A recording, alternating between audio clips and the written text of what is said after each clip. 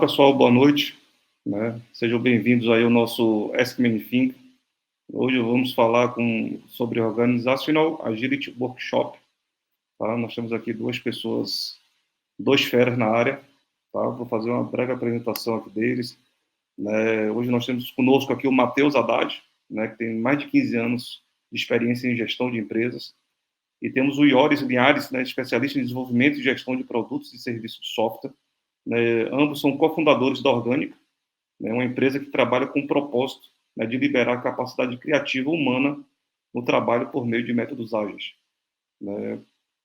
E eles vão trocar um pouco conosco aqui essa experiência, né? Então está aberto aqui desde já às perguntas, né? Desde já deixo agradecimento em nome da Impulso, Matheus e Ioris, né, por ter aceitado compartilhar um pouco dessa experiência. Quem ficar até o final vai ter aí uma surpresa, né, Matheus? Matheus me disse aí que vamos ter uma surpresa no final aí, então espero que quem ficar aí, né, vai ser condecorado, vamos dizer assim. E acho que todos aqui já conhecem a Impulso, né? Eu sou o Luciano, sou Community Manager aqui na Impulso, né? E meu papel é fazer com que a comunidade se torne autogerenciada, ou seja, meu papel é me demitir, eu brinco com o pessoal, né?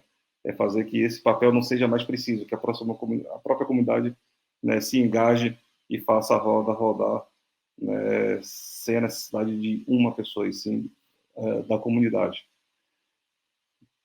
Então, vou dar bem-vindo para os nossos participantes que estão aqui agora. Darcy, já palestrou conosco, o Luciano, colega aí também da Impulso, e o Beto. Sejam bem-vindos. Obrigado por estarem aqui conosco.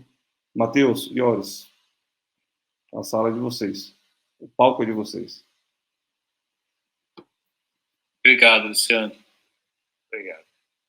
Bom, pessoal, é um prazer estar aqui com vocês nesse encontro aqui, compartilhando esse tema que a gente vem trabalhando já há algum tempo. E talvez seja interessante a gente discutir algumas perspectivas diferentes, né, sobre agilidade organizacional, porque o que mais a gente tem visto no mercado tem sido a dificuldade das empresas, de forma geral, de ir além, né, de usar Scrum e Kanban para poder gerenciar seus projetos, enfim, controlar seus fluxos de trabalho. Então, a discussão que a gente propôs aqui é exatamente sobre isso, né? Quais as outras coisas que a gente deveria pensar, quais outros pontos de vista a gente deveria ter sobre o trabalho, sobre a gestão, para que a gente possa realmente alcançar uma agilidade organizacional, né? E aí a gente gostaria de bater esse papo com vocês, até para ouvi-los também, né? Saber da opinião de vocês sobre os assuntos que a gente vai colocar aqui na roda, para que a gente possa aprender juntos, né? Então, esse é o nosso propósito aqui. Quer falar alguma coisa, Ioris? A gente espera que vocês tragam suas dúvidas para a gente responder, né? Fazendo jus ao AMA. E a gente possa ajudá-los, né, com questões que às vezes vocês estão vivenciando dentro das organizações que vocês trabalham. E assim a gente compartilhar esse conhecimento que a gente tem. Bacana. Eu acho que o primeiro ponto que a gente poderia trazer aqui para esse bate-papo é o conceito de agilidade organizacional, que ainda é mal interpretado, ou de repente tem várias interpretações diferentes, né? E isso acaba causando bastante confusão. Quando a gente olha para trás, né, principalmente quem é da área de TI, e a gente lembra da época que começaram a surgir os métodos ágeis, né, Extreme Programming, Scrum, né, a gente lembra de quão impactante foi, né? E ainda continua sendo em algumas empresas. Mas naquela época era uma proposta bastante disruptiva pelo jeito que a gente estava acostumado a gerenciar projetos, controlar o trabalho. E a gente viu muita vantagem nisso, né? A gente conseguiu gerar mais valor em termos de fazer um projeto melhor, entregar mais software funcionando, mas ao mesmo tempo a gente viu um monte de dificuldade aparecendo quando a organização, né, quando os outros níveis hierárquicos tiveram que lidar com equipes que usavam métodos ágeis.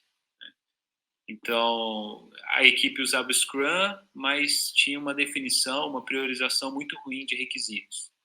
A equipe usava Scrum, mas, ao mesmo tempo, a gente não tinha uma boa análise de negócio que respaldava o projeto, né, ou o produto a ser desenvolvido. A gente usava Scrum, mas, ao mesmo tempo, faltavam muitas práticas de engenharia de software, né, para poder suportar um processo de entrega contínua ou que garantisse uma certa qualidade no que estava sendo desenvolvido. Então, se ao mesmo tempo que a gente conseguiu ganhar uma certa agilidade no projeto ou na execução de um projeto, as organizações perceberam que era necessário ganhar também essa flexibilidade na gestão como um todo, porque o mercado estava se tornando cada vez mais dinâmico, né? As mudanças estavam acontecendo cada vez mais rápidas. A gente via que a cada dia mais e mais empresas, países e pessoas se conectavam pela internet, e isso tornou tudo ainda mais complexo. A informação começou a fluir muito mais rápido. Então, a organização que quisesse prosperar, que quisesse continuar evoluindo, também precisava acompanhar esse ritmo. E a gestão tradicional, do jeito que a gente conhece, não foi pensada para esse contexto, né? Muito pelo contrário, ela foi pensada para um contexto de mais previsibilidade, mais controle. E aí, você percebe isso olhando as estruturas organizacionais da empresa, por exemplo, né? Quando elas são lentas para tomar decisões, quando se demora muito para se mudar determinadas partes da empresa para poder fazer frente a novos desafios do mercado. Quando você tem cargos muito limitadores, né, de atuação, ou que exercem um poder muito grande, como se fosse suficiente esse poder para fazer frente à incerteza que existe lá fora no mercado, e as empresas começaram a sofrer sobre isso, né? Muitas empresas começaram a seguir o modelo do Spotify, na expectativa de repente, criar um monte de squads e isso resolver a situação, mas passaram a sofrer de problemas que os squads não eram times, né?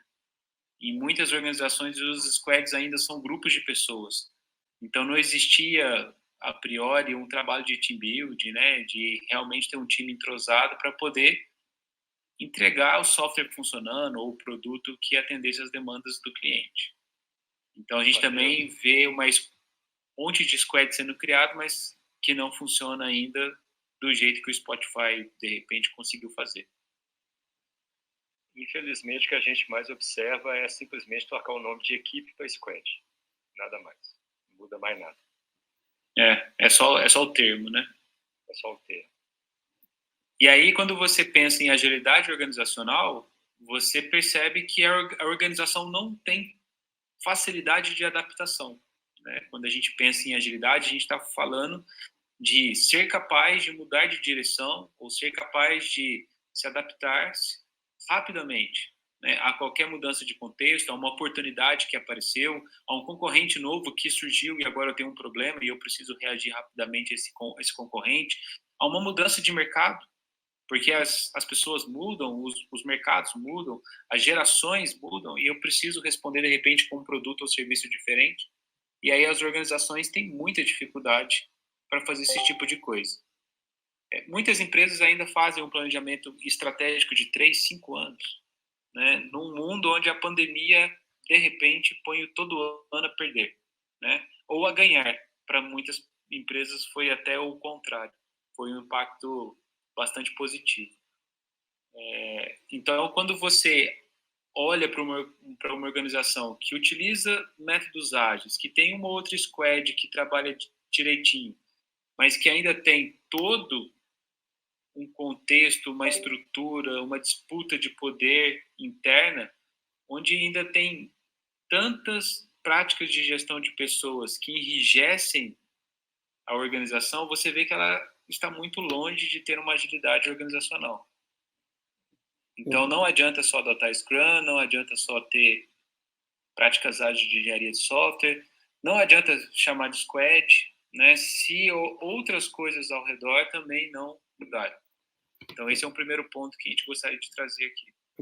Eu vou trazer duas perguntas aqui logo, duas em uma. Né? Assim, aproveitar o...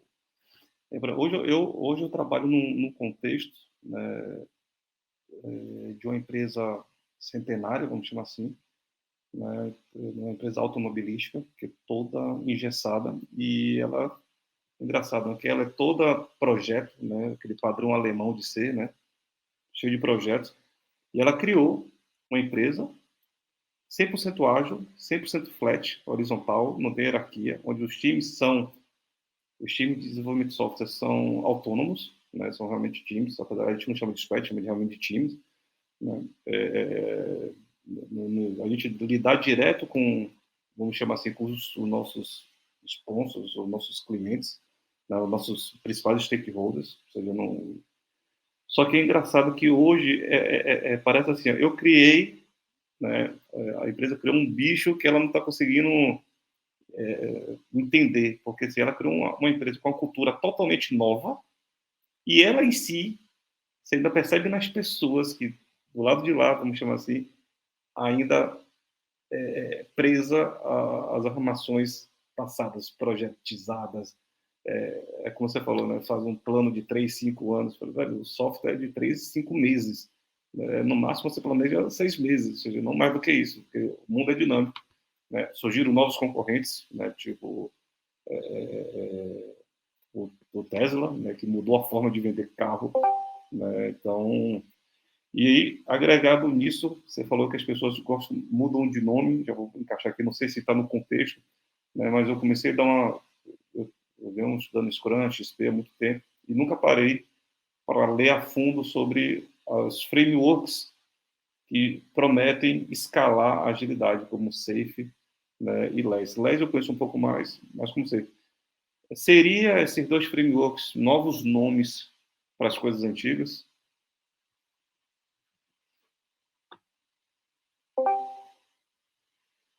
Essa é uma pergunta muito pertinente, né?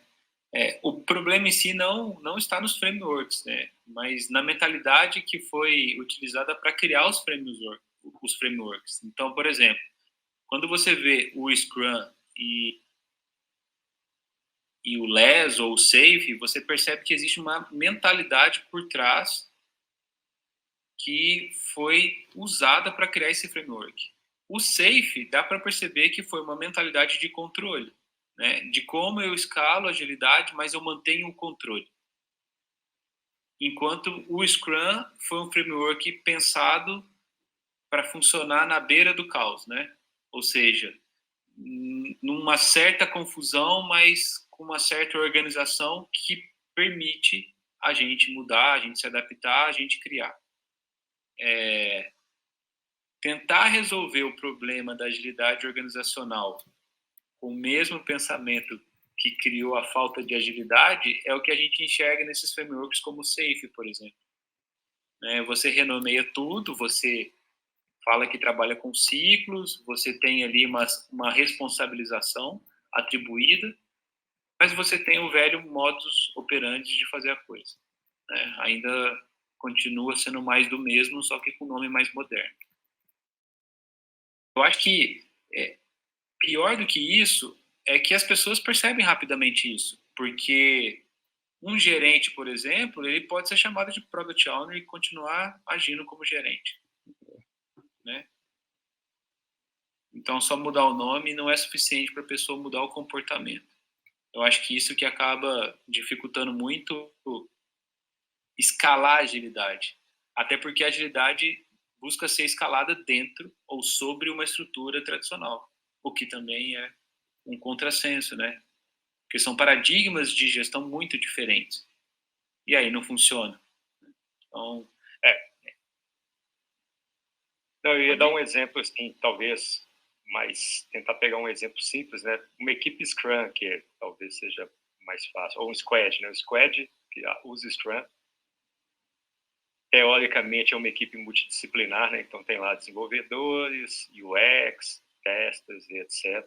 Todo mundo trabalhando junto ali, Product Owner e etc.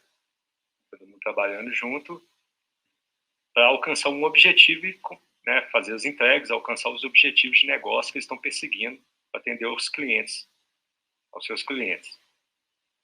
Só que tem uma prática de gestão tradicional que chama avaliação de desempenho individual, certo? Só que, olha só, avaliar o desempenho do indivíduo que trabalha colaborativamente para poder alcançar um objetivo. Isso, assim, é como se você quisesse misturar óleo com água. Não vai, não dá certo, entendeu? São coisas muito diferentes. Trabalhar de forma colaborativa para alcançar um objetivo e avaliar performance individual não faz o menor sentido, certo? Porque, por exemplo, eu posso estar trabalhando na equipe, sou um desenvolvedor, tecnicamente eu não sou bom, ok?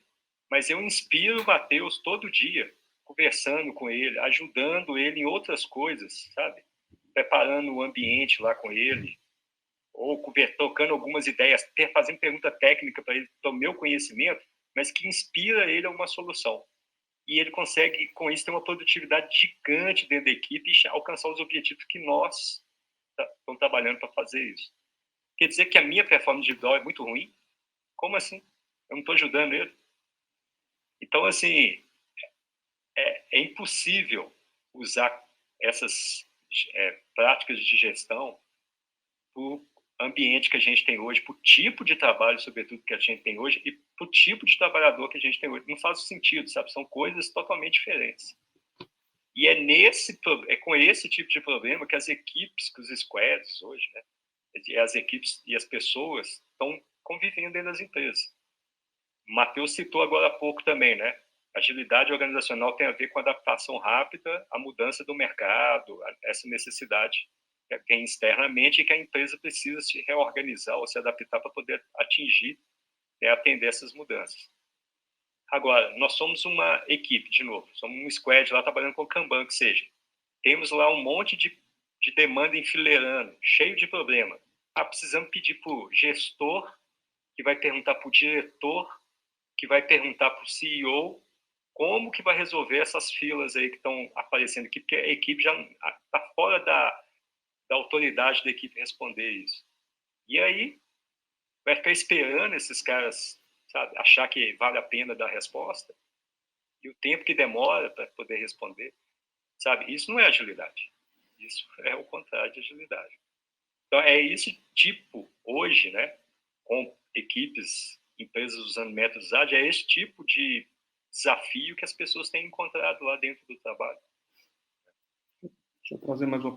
Pessoal, quem quiser perguntar, pode ligar o microfone, tá? Dá um oi, a gente para e vocês fazem pergunta. Se não quiser falar por microfone, pode colocar aqui no chat, né, que eu faço pergunta por vocês, tá?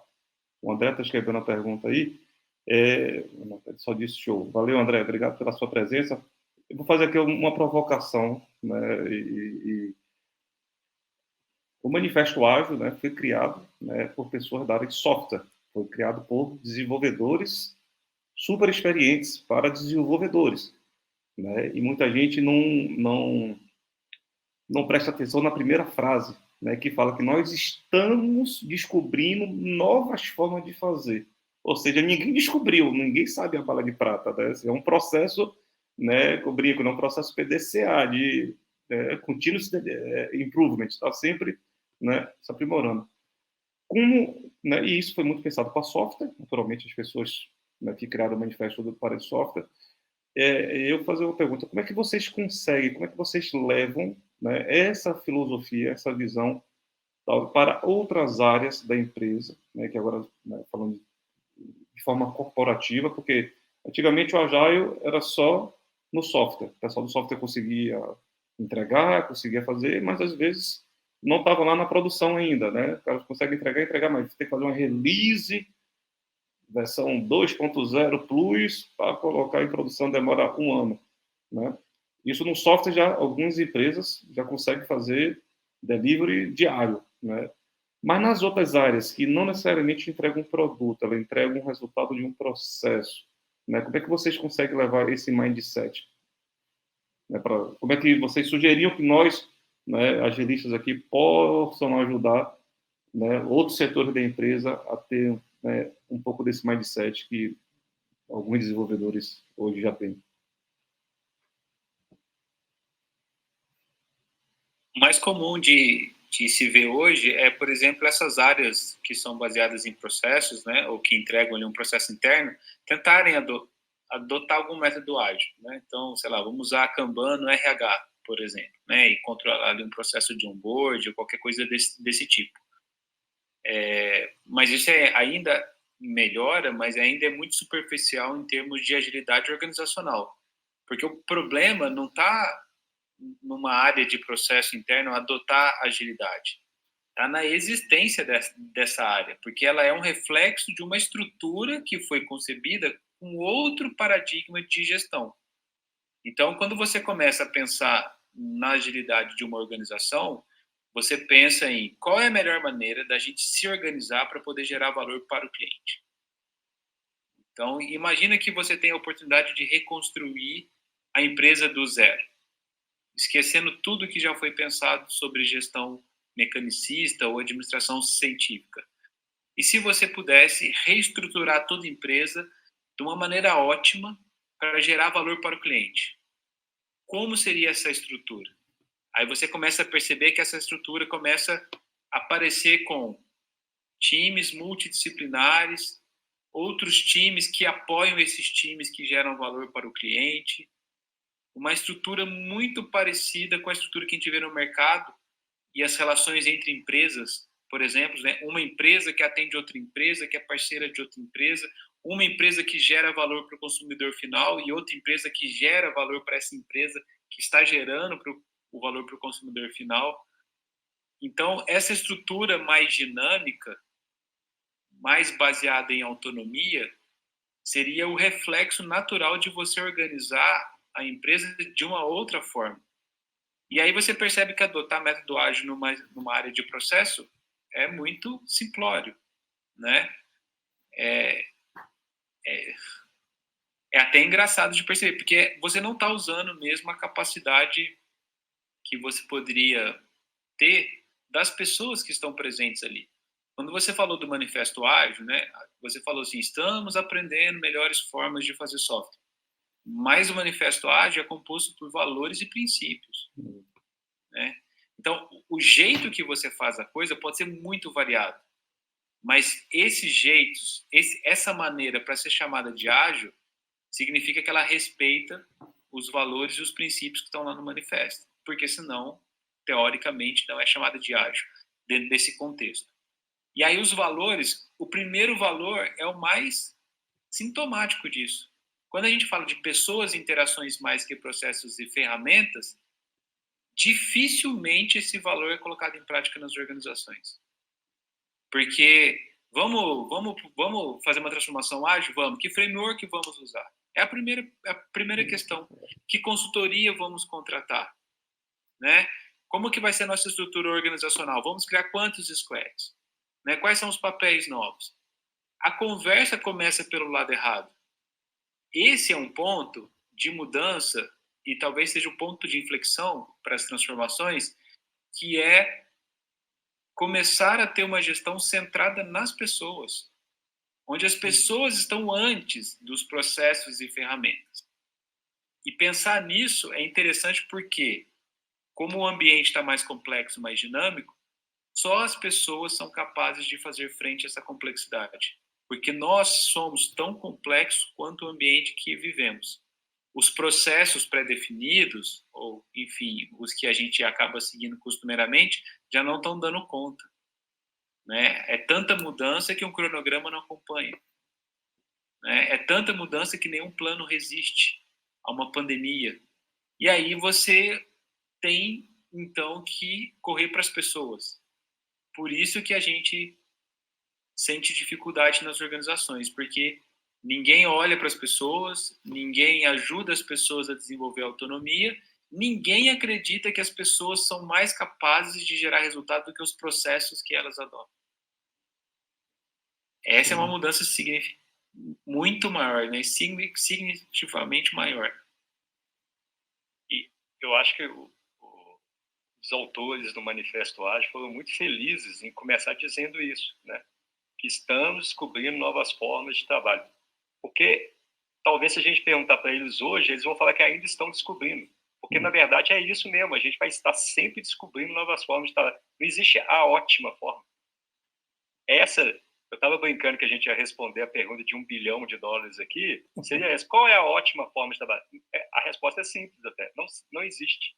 Você vai estar sempre descobrindo isso. Porque as coisas vão mudar, as pessoas vão mudar, os negócios vão mudar, tudo pode mudar, então você vai estar sempre descobrindo novas formas de atender aquilo ali que está acontecendo naquele momento. Então nunca vai mudar. Quer dizer, sempre vai mudar, né? Nunca vai chegar a um estado da arte, um ponto ótimo. Isso é importante porque assim, eu fico feliz de trabalhar numa empresa assim como a Impulso, né? Porque realmente é focada nas pessoas. As pessoas têm autonomia. Isso você vê a diferença, né? Com as experiências passadas, né? Que as pessoas procuram primeiro a bala de prata para depois pensar nas pessoas, né? Então, e aí, acho que o Luciano está escrevendo alguma coisa. Eu vou lançar outra pergunta. Pessoal, lança pergunta. Eu estou aqui aproveitando para esclarecer um monte de dúvida minha. Eu gosto da área, né? E quantas pessoas, né? Então, você chega numa empresa, muitas pessoas têm experiências passadas, estão acostumadas no famoso comando e controle, né, no fazer pelas motivações extrínsecas e não intrínsecas, e estamos falando de pessoas, né? Então, assim, eu não gosto da ideia que as pessoas sejam trocadas, né? Eu acho que vocês existem formas de aproveitar as pessoas que têm e que elas mostrem o seu potencial. Mas, às vezes, elas estão presas aos grilhões do passado, né? Como é que tentam, né, abordar? Como seria abordar essas pessoas que, às vezes, têm capacidade, têm conhecimento, mas não têm a motivação, não têm a atitude, né, de dar um passo à frente e ser um motor, vamos dizer assim, de mudança na empresa. São um vetor de mudança na empresa. Tem muitas coisas na sua pergunta. Dá para a gente destrinchar de vários jeitos. O primeiro jeito é que, pensando na perspectiva da organização, é tirar tudo aquilo que está desmotivando a pessoa, né, que está atrapalhando as pessoas a agirem dessa forma como você deseja. Então, quando eu olho para a organização e vejo pessoas não atuando muito bem, a gestão tradicional olha para a pessoa e fala: troca essa peça, tira ela e coloca outra, não está funcionando aqui. Uma gestão mais orgânica ou mais ágil olharia para o ambiente. Espera aí, o que tem no ambiente físico, psicológico, emocional, todo o ambiente que está promovendo esse comportamento, que está evitando uma atitude protagonista, que está evitando que a pessoa não consiga se desenvolver. E aí você começa a perceber que o problema está no ambiente. Então, por exemplo, temos uma equipe que é muito passiva, fica esperando ali o Product Owner ou o Scrum Master determinar o que ela deve fazer. Se o Scrum Master ou o Product Owner começam a criar oportunidades para que essa equipe comece a pensar: olha, equipe, nós temos isso aqui, faça uma reunião entre vocês e decidam o que vai entrar nessa sprint, por exemplo. Então, você já criou uma situação que faz com que as pessoas possam se comportar de uma maneira diferente. Elas vão ter dificuldade? Vão ter dificuldade. Talvez façam de uma maneira ruim, talvez façam de uma maneira ruim, mas foi a primeira vez. E aí você insiste nesse tipo de movimento, de criar oportunidades para que as pessoas possam se desenvolver. Daqui a um tempo, esse time está com uma atitude proativa, engajada, completamente diferente. Já se apropriou daquela forma de trabalhar. A gestão tradicional impede que isso aconteça. Porque sempre tem um gestor que decide, sempre tem alguém que tem que aprovar, sempre tem um processo que eu tenho que seguir, uma métrica que eu tenho que acompanhar. Então, eu nunca tenho tempo para me apropriar do trabalho que é meu. E outra, se der tudo errado, a culpa também não é minha. Foi o meu gestor, foi a organização, foi a empresa, foi o indicador, não fui eu que pensei sobre isso. Então, as pessoas não se apropriam, não se responsabilizam, né, sobre o trabalho. Então, esse é um ponto interessante de ver. Tirar aquilo que impede as pessoas de se desenvolverem, né? Tirar da frente o que desmotiva as pessoas. Legal. Massa. Tem uma pergunta aqui do meu xará, Luciano Faria. Quando a gestão força as pessoas a seguirem processos rígidos, elas se nivelam por baixo a capacidade de cada um, dificultando a inovação, ou estou errado? Com certeza, né? Quando eu não confio na capacidade das pessoas, quando eu acho que as pessoas não vão fazer um bom trabalho, ou que elas não são capazes de aprender e fazer um trabalho que gere resultado, então eu ponho um processo rígido. Porque por mais que o resultado seja medíocre, eu garanto que ele vai existir. E aí a empresa pode estar perdendo uma oportunidade enorme, né? Porque as pessoas ali são a fonte da criatividade, né? Que podem criar inovações que nenhum processo vai criar. Esse é um ponto a ser observado, porque da mesma forma que o processo restringe o resultado, um gestor também restringe. A equipe só será capaz de produzir aquilo que o gestor conseguir enxergar. E aí você também pode estar abrindo mão da capacidade coletiva de ver novas possibilidades, porque você está restrito à visão de um coordenador ou de um gestor apenas, né? E aí a empresa fica limitada também a um cargo, além de ficar limitada a um processo. A gente ouve muito, é muito comum, inclusive ontem a gente estava discutindo com uma empresa, mas e aí, as pessoas então estão prontas? É só a gente mudar essas coisas que as pessoas produzirão loucamente bem? Enfim, a empresa será inovadora? Não, né? Depois de muito tempo, desde a escola, você é acostumado a receber a ordem do professor, a te dizerem o que você tem que estudar para a prova, a ser avaliado por alguém para ver se você aprendeu ou não, né? Alguma coisa. De nunca ter trabalhado de maneira proativa, dificilmente você vai ter uma autonomia desenvolvida para atuar numa organização. E esse conceito de autonomia, agora que está ganhando as manchetes aí do mercado, porque tem se tornado relevante. E aí a gente ouve muito de gestores assim, eu não posso dar autonomia para as pessoas, porque elas ainda não têm responsabilidade, não têm maturidade. É assim que a gente ouve, né? E aí quando você olha o conceito de autonomia, você percebe que não tem nada a ver, porque a autonomia não é dada, a autonomia é desenvolvida. O que é autonomia, né? É você agir de acordo com o que você acha que é certo, com as suas próprias regras, né? A autonomia vem de agir de acordo com as próprias regras. Você só consegue decidir como agir se você conhece você mesmo, sabe o que você é capaz, o que você não é capaz de fazer, conhece as pessoas que estão em relação com você no trabalho, né? Os seus pares, o seu cliente, e conhece o contexto. Tem as informações privilegiadas que, de repente, só gestores hoje possuem nas organizações. Quando você tem consciência, discernimento dessas três coisas, né? Você mesmo, o outro e o contexto, você decide agir de uma forma responsável, porque você considera o impacto da sua ação nesse contexto. E aí quem olha você agindo dessa maneira fala assim, nossa, o Luciano é maduro.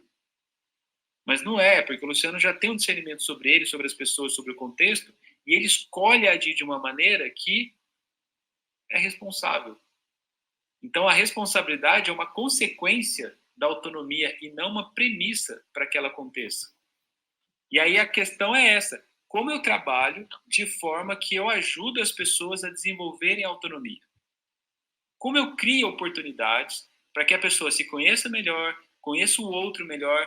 Como é que eu promovo transparência organizacional para que a pessoa tenha noção do contexto e aí sim possa decidir de forma responsável como agir? A gestão tradicional não pensa nisso, né? Muito pelo contrário, né? Ela esconde as informações, restringe a atuação e controla as pessoas por um processo. Interessante. Olá, Artemisa, André. Voltou? Ioris voltou. Boa, Ioris. Tem uma pessoa aqui com sobrenome suspeito, Dayana. É a minha esposa. Eu sei. Seja bem-vinda, Érica, Luciano e Lucas. Por favor, fique à vontade para fazer pergunta. Pode abrir seu áudio, tá? Pode abrir seu vídeo. né, faz sua pergunta aqui. Vamos aproveitar esse momento, né, de troca de experiência que eu acho que é bastante enriquecedor. Eu aproveito o máximo. Tá? Então, enquanto não tiver pergunta, pode fazer via voz ou via chat. Se está com vergonha, coloca aqui no chat que eu posso ser o porta-voz. Tá certo? Acho que a Érica vai fazer alguma pergunta. Boa noite, Érica. Boa noite, pessoal. Tudo bem? Boa noite. Boa noite. Boa noite, Matheus. Muito, muito importante aí tudo que você tem colocado.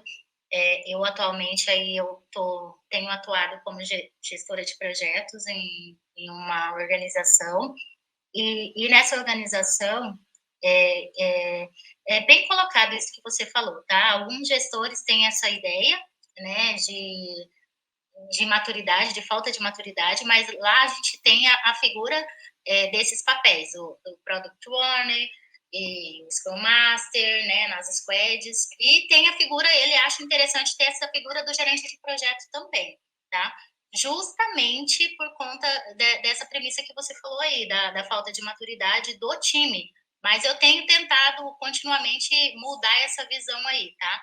Mas isso também vem de cima, né? Vem dessa questão de tem que vir de cima para baixo, né? Não pode ser o contrário, né? A gente tem essa dificuldade aí no meio que a gente vive hoje.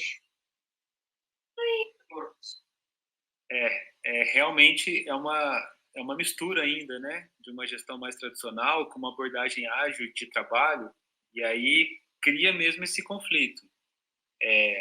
A abordagem tradicional, que ela é top-down, né? Ela é muito incompatível com a abordagem ágil, que é out-in, né? Vem de fora para dentro.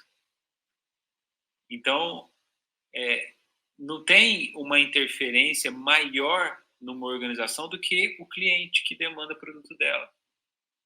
Quem manda mais, né? Pensa só, quem manda mais? É o mercado que demanda o produto ou serviço? É o cliente solicitando ou é o CEO da empresa?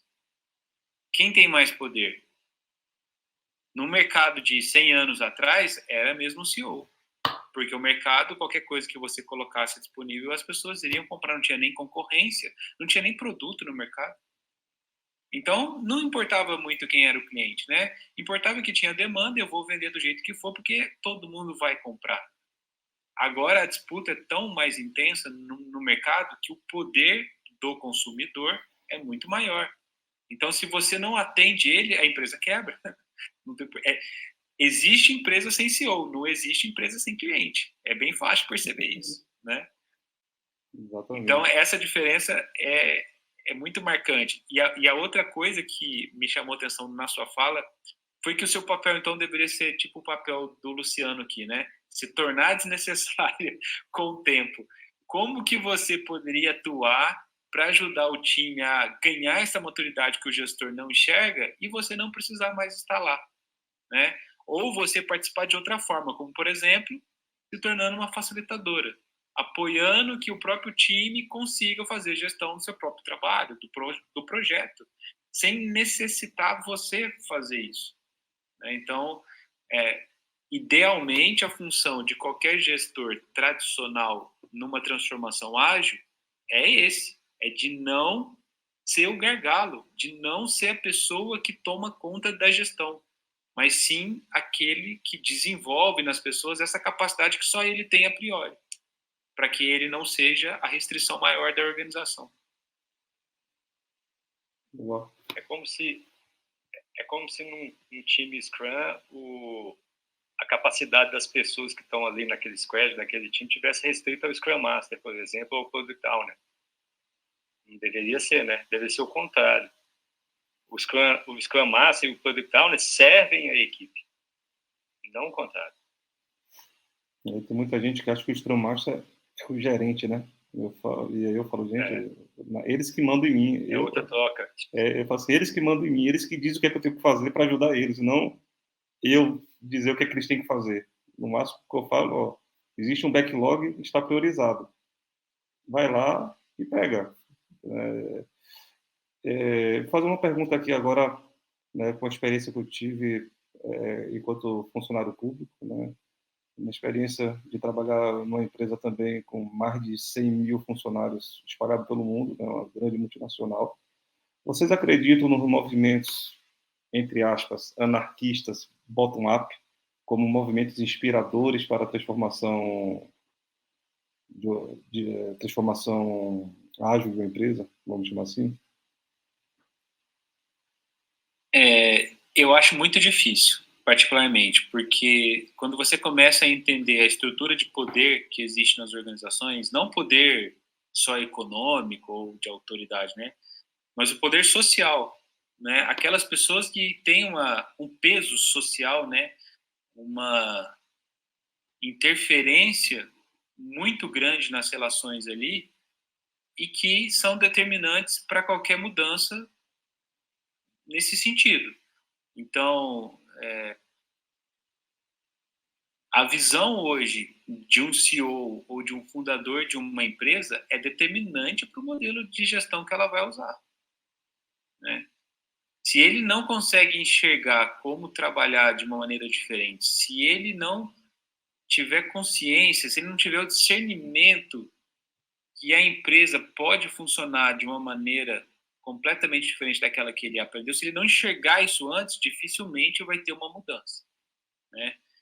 Se ele não pensar nos medos que ele tem disso acontecer, né, de perder o controle, de repente agora, assim, eu aceito que eu não sei mesmo de todas as coisas e eu preciso contar com a ajuda das outras pessoas da empresa, eu acho muito difícil ter alguma mudança. O que a gente vê, até pela nossa experiência, é aparecer alguns movimentos, inclusive o primeiro movimento que apareceu foi na área de TI, mas quando ele começa a incomodar ou a ameaçar quem detém esse tipo de poder, de acúmulo de poder social nas organizações, rapidamente esse movimento é interrompido, enfim, é extinguido para não continuar acontecendo.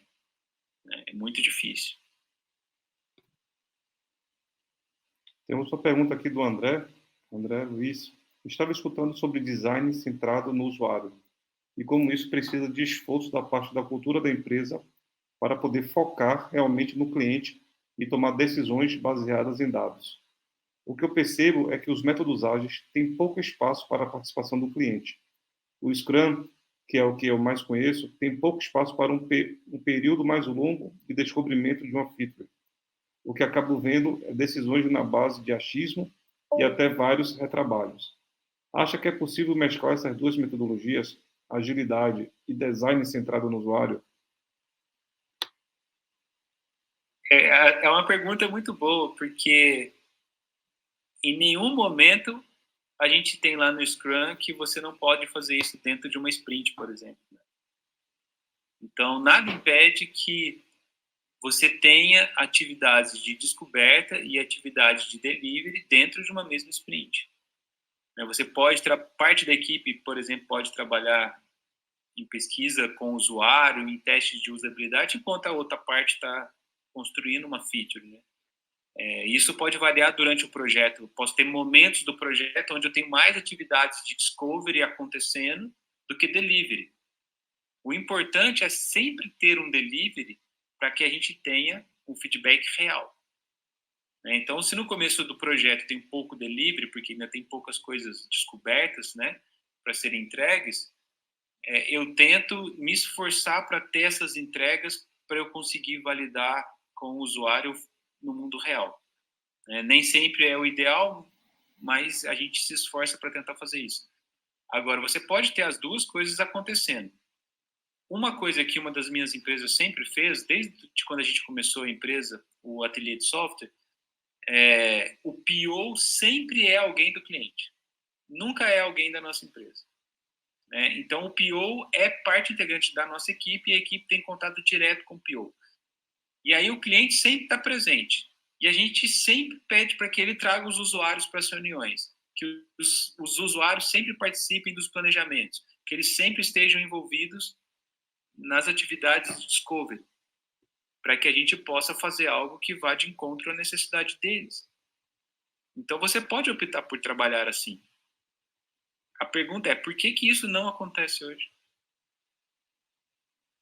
Por que a gente não ouve, né? De onde vem esse impulso de não ouvir o usuário, de não envolver o cliente? É só ia complementar dizendo que todo o trabalho que seja feito, seja de design ou de desenvolvimento, né, ou seja, um discovery, um delivery, o custo, o esforço necessário, né, e com isso o tempo necessário para poder fazer esse tipo de trabalho tem que ser proporcional à incerteza que existe sobre o que vai ser construído, o que vai ser produzido. Né? Então tem que ser proporcional. Se você não conhece tanto assim sobre a solução que você vai dar, o que o cliente quer, você tem que descobrir o mais rápido possível.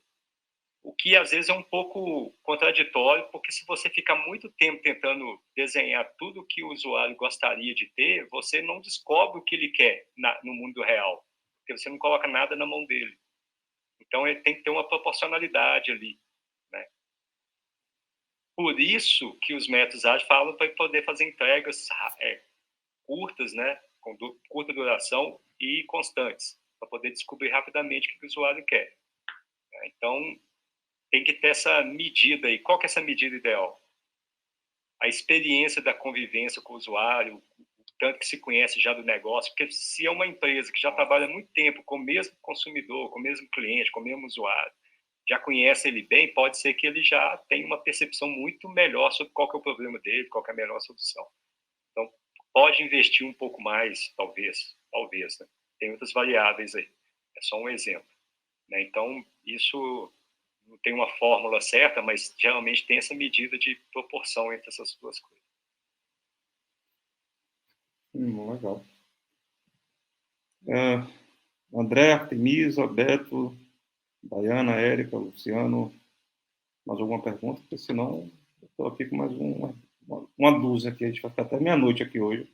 Para quem não sabe, eu e o Matheus, e acredito que a Dayana, estamos em Portugal, né? Então aqui já são 4 para meia-noite, mas a gente leva até a madrugada. A Artemisa está escrevendo aí também. Mas quiser... Não sei se ficou respondido pro André. Se quiser, André, se expressar, fique à vontade. Abre o microfone. Vocês estão aqui. A sessão é essa, Minifing, né?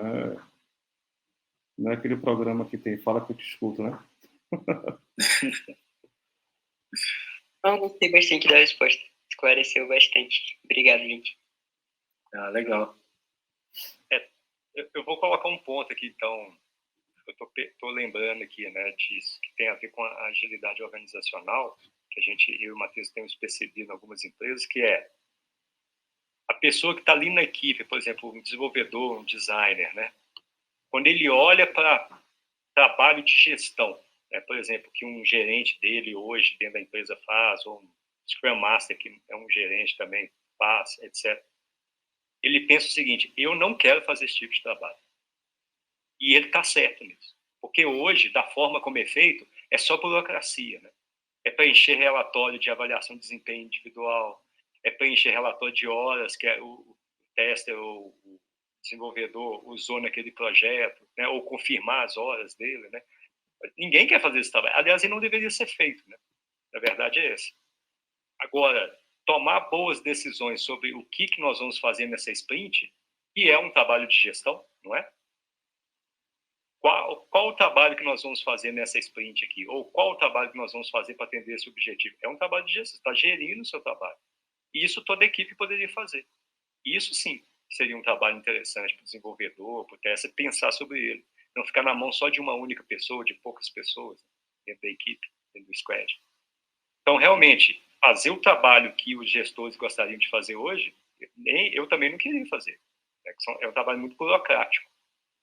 Mas fazer esse tipo de trabalho junto com meus colegas e a gente poder decidir o que a gente quer fazer, a gente coordenar nosso trabalho para poder atingir o objetivo, deixar os clientes satisfeitos, isso é interessante ser feito. E isso é gestão. Né? Fazer aqui outra provocaçãozinha, né? Trabalho presencial, trabalho remoto. Né? Assim, hoje as pessoas falam muito em essa palavra bonita, né? Team building, né? Mas você acaba vendo que o team building acaba por ser só um encontro social, né? Um jantar, um almoço, que são importantes, não estou dizendo que não tem importância, mas às vezes perde o aspecto do team building, né, de construção de uma unidade, né? Como é que vocês orientam, né, as empresas, né, a tirarem proveito realmente de fazer um team building com o propósito de criar laços de time, né, e não de ser só uma equipe qualquer, mas de realmente ser um time, todo mundo na mesma direção, todo mundo com o mesmo propósito? Esse é um tópico que a gente aborda bastante também nos trabalhos que a gente faz, porque parece que hoje team building é só isso mesmo, né? É só fazer uma festinha, um happy hour e pronto. Mas o team building, ele começa antes da equipe, ele começa com um convite, porque as pessoas não deveriam ser colocadas numa equipe ou numa squad, elas deveriam ser convidadas, né?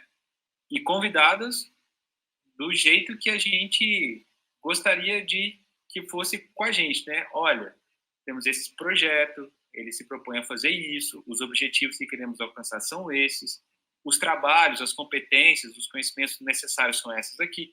Você tem essas competências e esses conhecimentos que a gente julga serem muito importantes, então por isso a gente gostaria de convidar você para vir trabalhar nessa equipe.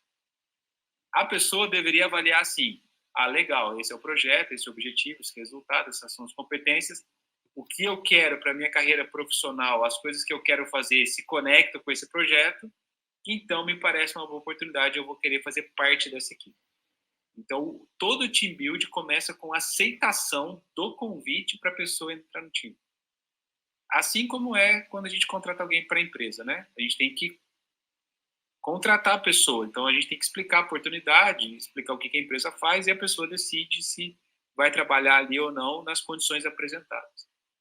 Depois, quando a pessoa já faz parte desse grupo inicial, é preciso ter ali a construção de uma relação social com os seus pares, para que cada um entenda quem são as outras pessoas que estão ali, como elas trabalham, como elas pensam, como elas gostam de se relacionar, para que a gente possa trabalhar juntos, porque os desafios que vamos enfrentar são muito complexos. E se a gente não tiver com isso acertado aqui internamente, como é que nós vamos fazer para enfrentar tudo isso? Depois, a gente tem que pensar no passo técnico. Como é que as minhas competências e habilidades técnicas complementam ou podem ser executadas junto com o Luciano, junto com o Ioris, junto com a Dayana? Como é que a gente vai trabalhar junto, né? No que cada um é melhor? O que o Ioris manja? O que o Matheus é bom? O que a Dayana é especialista? Então, entender isso ajuda a gente a ter entrosamento na hora do jogo e saber como cada um pode colaborar da melhor forma para o resultado. Esse tipo de processo requer várias intervenções no início, durante o projeto, para que o time vá se consolidando. É igual um time de futebol, né? Você precisa jogar algumas partidas, perder algumas, ganhar outras, para entender qual é a melhor forma de jogar e aí vencer o campeonato. Então, o team build é um processo bastante extenso, né? Não é só um board ou o nome da squad, vamos fazer aqui um broche para cada um, né? Que é o que a gente costuma ver. E é algo bastante subestimado ainda, né? Muito subestimado. Às vezes, a gente dá consultoria em algumas equipes que as pessoas nem conversam. Elas nem conversam entre elas, isso não é um time, né? Isso passa longe de ser um time. Cada um trabalha na sua tarefa, mas elas nem conversam, né? O máximo que fazem é falar alguma coisa na reunião diária. E olhe lá. Você achou que essa parte remota hoje perdeu um pouco do que o presencial fornecia, estar ali o dia a dia com a pessoa, almoçar junto, ou tomar uma cervejinha, ou fazer uma hora extra depois do trabalho, uma cervejinha ali, ou seja, as relações sociais, vocês acham que foram impactadas com esse novo modelo de trabalho? Olha, de forma geral eu não sei, mas olhando para as minhas empresas, eu vejo que essa parte social fez falta, tanto que o pessoal tem retomado os encontros presenciais só por essa questão social, né? Só para relacionamento, só para tomar um café, só para passar um dia junto no escritório. Mas o trabalho, a forma de executar o trabalho, não enfrentou nenhuma dificuldade em ir para o remoto, né? Então, no remoto, a gente tem até encontros como esse, algumas coisas, o pessoal faz um café virtual, cada um está na sua casa tomando café, ou um happy hour, mas o que eu percebi nas nossas equipes é que esse contato físico fez falta e eles estão retomando os encontros presenciais só para essas ocasiões, né? Só para poder encontrar presencialmente as outras pessoas. De forma geral, eu vejo exatamente isso que o Matheus falou, e para uma equipe ou uma empresa que está trabalhando remoto, eu acho que essas oportunidades de contatos sociais, elas têm que ser mais intencionais, né? Tipo assim, não é só numa reunião para discutir o trabalho, uma retrospectiva ou alguma coisa assim, que as pessoas poderiam conversar, né? Mas deveria ser intencional, do tipo, o Matheus falou, fazer um café virtual, ou ter uma agenda recorrente, do tipo, toda quinta-feira, às 2 horas da tarde, durante meia hora, quem quiser aparecer nesse canal aqui, a gente bate papo. E aí as pessoas que aparecerem lá conversam, falam qualquer coisa. Pode até colocar uma restrição. Eu trabalhei numa empresa que era assim, a gente tinha uma restrição. Podia conversar sobre qualquer assunto, menos trabalho. Um dia da semana lá, num determinado horário. Aí, quem aparecesse, a gente conversava sobre o tempo, o que fez durante o final de semana, qualquer coisa. Né? E isso era muito interessante, que a gente mantinha os vínculos sociais, assim, era muito legal. Legal, pessoal. Estamos chegando quase no nosso horário aí. Queria perguntar se o André, por favor, obrigado pela pergunta, mas está aqui aberto. A Artemisa, ela disse que já respondeu todas as dúvidas. Né? O Beto, a Dayana, também a Érica, o meu xará Luciano. Vocês têm mais alguma pergunta? Se não tem, eu vou pedir ao Matheus ou Ioris, antes de encerrar, de falar um pouco, né, do workshop, né, que vai ser realizado, falasse um pouco do workshop e o que é que nós, impulsors, né, da comunidade de Impulso, né, tem, né, de surpresa para a gente aí. Bacana, Luciano. Desde 2018, Ioris e eu vimos ministrando um workshop voltado para o RH. Então, todos esses assuntos que nós estamos discutindo aqui, a gente tem explicado para as pessoas que trabalham no RH das organizações para que elas consigam mudar as práticas de gestão de pessoas, né? Como a avaliação de desempenho individual, que vocês perceberam, não faz nenhum sentido nesse contexto mais de trabalho. E aí foi interessante, porque a gente idealizou esse workshop por uma demanda do Magazine Luiza, em 2018 já, né, eles já estavam com uma mentalidade bastante à frente das outras organizações, e esse workshop acabou, assim, se alastrando, né? A gente ministrou, sei lá, quase 25 turmas desse workshop aí, se não deu 30, né? Porque na pandemia a gente fez várias edições online dele. E aí, o primeiro feedback que a gente recebeu dos participantes desse workshop foi o seguinte: o meu chefe deveria estar aqui. O meu gestor deveria estar fazendo esse workshop com a gente, né? Porque eram essas pessoas que também deveriam ouvir para ter alguma mudança, né? E aí a gente criou um workshop voltado para as lideranças, né? Chamamos esse workshop até de liderança ágil, né? Para poder atingir esse público e compartilhar com eles essas ideias que conversamos aqui.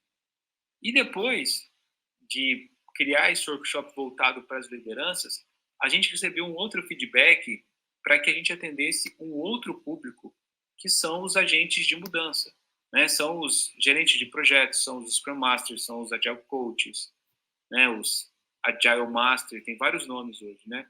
Mas, enfim, os facilitadores que ajudam no processo de transformação ágil, ou na adoção, ou na implantação de algum framework.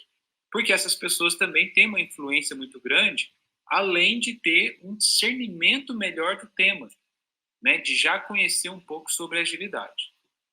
E aí, a gente idealizou aqui, até junto com as pessoas da Impulso, né, um workshop exatamente voltado para esse público, né, para que a gente conseguisse apoiar os agentes de mudança nas transformações ágeis, além dos métodos ágeis. Além de ensinar a usar Scrum, Kanban, ter uma squad ali e aqui. Então, como a gente consegue ir além desse feijão com arroz, né? O que mais deveríamos tratar? Então, nós idealizamos esse workshop com base nessa nossa experiência. Compartilhei o link com vocês ali no chat. E a gente também criou um código promocional com 50% de desconto na inscrição. Que só vale aqui para Impulso. 50%? Isso não é código promocional, isso é um presente. É um presente, né? E o código é simples, né? É Impulser. Estou pondo aqui, ó. Então, caso vocês tenham interesse em participar desse workshop, ele está agendado para o final de outubro, né, Ioris? Isso. Ele vai ser online, são 4 dias, né? 3 horas por dia, bem nesse horário aqui. Mas depois do expediente, né? Das 6h30 às 9h30. E nesse workshop a gente discute alguns tópicos, como está lá na programação, e compartilhamos algumas práticas que outras empresas já têm adotado há algum tempo, além de algumas ferramentas, né, que a gente desenvolveu, que a gente tem usado nas consultorias. Então, é uma oportunidade de tentar ir além do básico, né, com um pensamento mais abrangente. Esse workshop ele é baseado nessa nossa experiência em já ajudar o RH e as lideranças, e a gente espera que, unindo forças com os outros agentes de mudança, a gente consiga ter um impacto ainda maior nas organizações. Massa demais. Eu provavelmente estarei lá. Só vou ver aqui a questão da agenda, por causa dos horários Brasil e Portugal, mas com certeza eu vou aproveitar isso aqui, já está aqui o site aberto. Matheus, Ioris, né, deixa eu só fechar aqui um pouco o chat para botar todo mundo na tela. Queria que todo mundo, quem pudesse ligar a câmera aí, para tentar tirar um print, né, desse evento que foi fantástico. Eu, particularmente, aprendi muito com essa própria experiência. Eu sou um agilista, um entusiasta da agilidade mesmo, agilidade na veia, não é os processos, eu acho que muito mais o mindset. Né? Quando eu internalizei, quando eu aprendi Scrum, né, fazer um pouco da minha história rapidinho, eu trabalhava para o governo, trabalhava numa software house brasileira, prestava serviço para o governo, né, no caso, Tribunal de Justiça do Estado da Bahia. E para escutar da gerente, assim, eu confio muito mais em vocês do que nos próprios funcionários, assim, eu não confio eu acredito muito mais em vocês, né, do que coisa. E depois, em 2008, quando eu comecei a estudar XP, Scrum, né, eu trabalhava nessa empresa desde os anos 2000, cuja a mentalidade do dono da empresa era agilista na veia, e eu nunca tinha ouvido falar, né? Eu comecei a ouvir falar em CMMI, MPSBR, aquelas coisas que as empresas brasileiras estavam indo. Fiz uma especialização em MPSBR lá em Lavras, né, na UFLA, né? E eu falava, não, gente, minha equipe não é dessa forma, né? Assim, minha equipe é diferente, não é dessa forma, né? Eu não consigo. E aí eu recebi uma oportunidade de começar a ministrar, dar aula também em algumas faculdades em Salvador. E, por um acaso, eu peguei uma disciplina de engenharia de software, né? E aí fui dar uma lida naqueles grandes livros de engenharia de software, de todos os processos e tal. E bati lá um XP. Falei, XP, que é isso, né? Scrum. Eu comecei a ler. E foi daí, né, desse coisa que eu comecei a fazer, velho, eu já era ágil, a minha equipe já era ágil, porque a gente sempre entregando valor, né, muito antes de saber qualquer ferramenta, porque a nossa mentalidade era essa, né, nós somos amigos até hoje, não era só uma equipe, eram amigos trabalhando e fazendo o que gostavam, e foi uma experiência que para mim, assim, gente, fica tudo mais fácil, né, depois que você tem a mentalidade, porque depois é aplicar uma ferramenta, né? Saber usar uma ferramenta, isso para mim realmente foi muito enriquecedor. E onde eu passo, né? Já se vão aí, desde quando eu comecei na empresa no ano 2000, ainda estagiário, né? Já se vão aí 20 e poucos anos e realmente a filosofia, o mindset, que eu acho que é importante, que muitas pessoas não têm. Muitas pessoas querem fazer o curso de Scrum e nunca leu sobre o manifesto, né? O porquê daquilo, nunca leu sobre Lean, nunca leu sobre processos, né? Inclusive processos até ler um pouco sobre administração, né? De como é que surgiu os processos ditos modernos de administração, né? Da época da Revolução Industrial. Então, assim, acho que falta um pouco dessa bagagem, né? Às vezes, para uma pessoa que está entrando hoje, às vezes não tem uma boa orientação, fala, gente, agilidade não é Scrum, agilidade não é XP, agilidade não é... Isso são ferramentas, agilidade é a cabeça. Se você não tiver uma boa cabeça, você nunca vai conseguir... Se você não conseguir se transformar, você não consegue transformar empresa nenhuma. Como é que eu falo? Essa transformação vem de dentro, né? Você, as motivações intrínsecas, né? E eu queria agradecer aqui, pessoal, né, a Érica, o Luciano, o André, a Dayana, o Beto e a Artemisa por terem participado, pelas perguntas. Né? Fazer um agradecimento especial aqui ao Matheus e ao Ioris. Matheus, a qualquer momento a gente deve se encontrar, porque logo em breve eu devo estar chegando aí em Guimarães, estou recebendo minha mãe aqui no mês que vem, então eu devo fazer um passeio aí pelo norte, mas já sinta-se convidado, né, chegando em Lisboa aqui, né, mais especificamente em Oeiras, né, a gente já marca o encontro, né, em nome da Impulso, em nome da nossa comunidade aqui, né, eu queria agradecer demais, né, por esse compartilhamento, né, de experiência, pelo presente, né, porque não foi uma promoção, presente, 50% no workshop de 12 horas, gente, vai ser o quê? Por 500, 600 reais, realmente, né, é um presente. Então, meu muito obrigado. Se quiserem falar as últimas palavras, o palco é de vocês.